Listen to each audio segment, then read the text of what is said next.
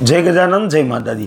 આપણું સનાતન શાસ્ત્ર કહે છે કે આ 4 રાત્રિ આપણે ક્યારેય ઊંઘ ન કરવી જોઈએ। કઈ કઈ રાત્રિ આપણે શયન ન કરવું જોઈએ ચાલો જાણીએ। જાણતા પહેલાં કમેન્ટમાં જય માતાજી જરૂરથી લખી દેજો અને આ વિડીયોને શેર કરવાનું ભૂલતા નહીં।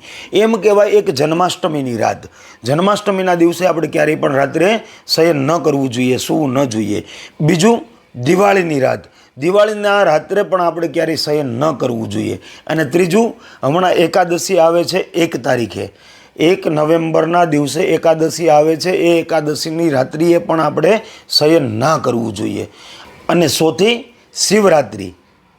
તો આ 4 રાત્રિમાં આપણે ક્યારેય સનાતન ધર્મીઓએ શયન ન કરવું જોઈએ, કારણ કે આ 4 રાત્રિ એવી છે કે જ્યારે અંતરિક્ષમાંથી તમને કંઈ ને કંઈ એવી એનર્જીઓ તમારા જીવનની અંદર પ્રાપ્ત થાય છે, સકારાત્મક ઉર્જાઓ તમને પ્રાપ્ત થાય છે, જેના કારણે તમારા જીવનની અંદર એક તમને નવી દિશાઓ મળે છે, જીવનમાં નવા વળાંકો આવે છે।